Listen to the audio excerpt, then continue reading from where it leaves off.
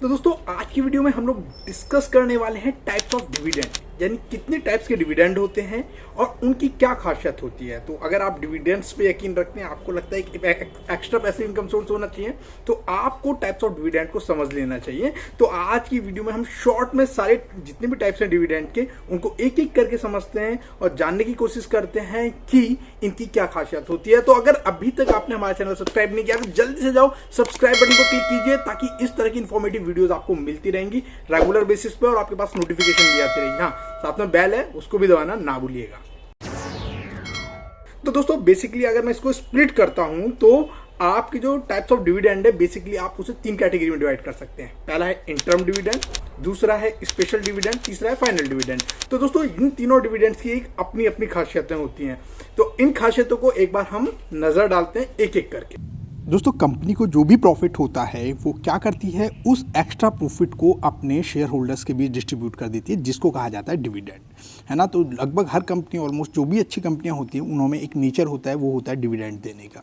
तो डिविडेंड हर शेयर के हिसाब से दिया जाता है, और जो डिविडेंड दिया जाता है वो क्या होता है, एक्स्ट्रा सरप्लस कैश होता है। कई बार प्रॉफिट ना भी हो कंपनी तो भी डिविडेंड डिक्लेयर करती है, प्रॉफिट बांटती है, और वो किस वजह से होता है, उसके पास कुछ एक्स्ट्रा सरप्लस कैश होता है जो वो लोगों में डिवाइड कर देती है।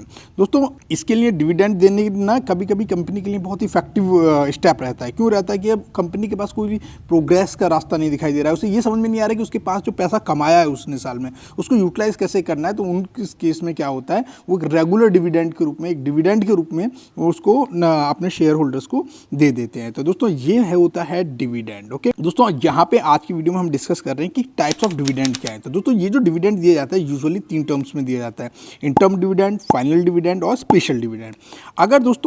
अगर पहले बात करते हैं हम लोग इंटर्म डिविडेंड की, तो इंटर्म डिविडेंड दोस्तों ये क्या होता है कि आपको साल के बीच में यूजुअली जो क्वार्टरली रिजल्ट आते हैं उसके साथ उसको बताया जाता है, लेकिन ये कभी भी दिया जा सकता है। अगर कंपनी का मन है वो 12 साल में 12 महीने देना चाहती है, वो 12 महीने दे सकती है। तो लेकिन ये एजीएम से पहले दिया जाता है। एजीएम मतलब एनुअल जनरल मीटिंग। ओके, तो कंपनी की जो सालाना एनुअल जनरल मीटिंग होती है उससे पहले दिया जाता है, और फाइनल रिजल्ट्स के डिक्लेयर होने से पहले दिया जाता है, और ये पूरे साल के दौरान दिया जा सकता है। इसको कंपनी ऑथराइज, जो कंपनी के ऑथराइज बोर्ड होते हैं, इसको क्लियर करते हैं। समझ में आया?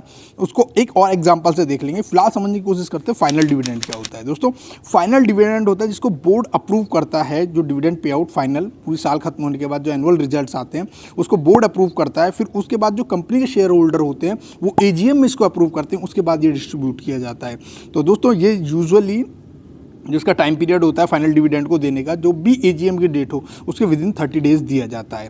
अब बात करते हैं स्पेशल डिविडेंड की। दोस्तों स्पेशल डिविडेंड दोस्तों रेगुलर पे आउट से अलग होता है। कहीं कंपनी को किसी वजह से एक्स्ट्रा अगर कुछ प्रॉफिट हो जाता है तो उस केस में वो एक स्पेशल डिविडेंड बांट देती है अपने शेयर होल्डर्स को।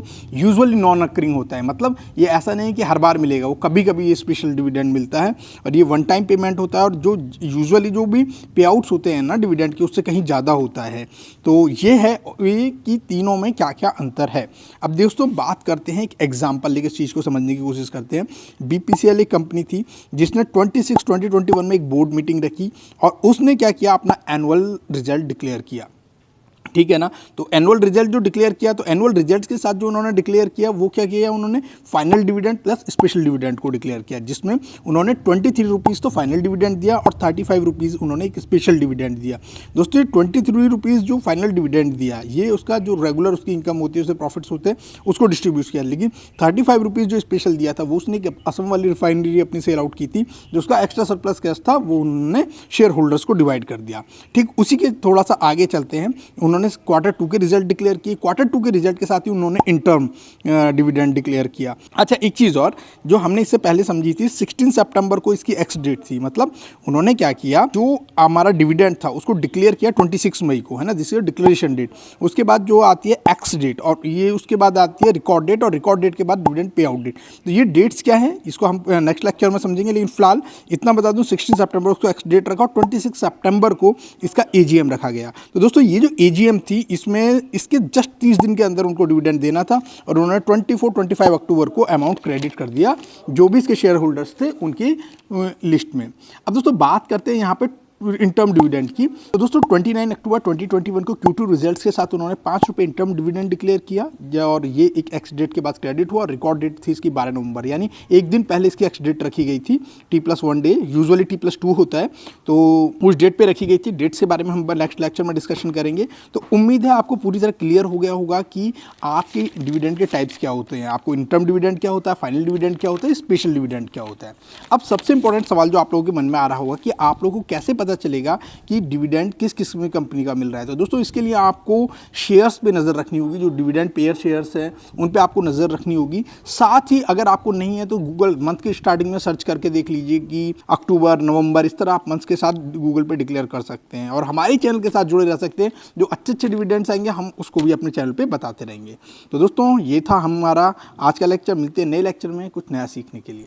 तो दोस्तों वीडियो खत्म होने के बाद आप बताइएगा जरूर कि ये वीडियो आपके लिए कैसी लगी, और इस तरह की इन्फॉर्मेटिव वीडियोस को साथ जो भी आप नॉलेज गेन करते हैं अपनी फैमिली और फ्रेंड्स के साथ जरूर शेयर कीजिएगा, क्योंकि यहाँ पे हमारा मोटिव ही है आपकी और हमारी फाइनेंशियल एजुकेशन को बढ़ाना या उसमें ग्रोथ लाना। तो चलिए मिलते हैं नई वीडियो में कुछ नए कंसेप्ट के साथ।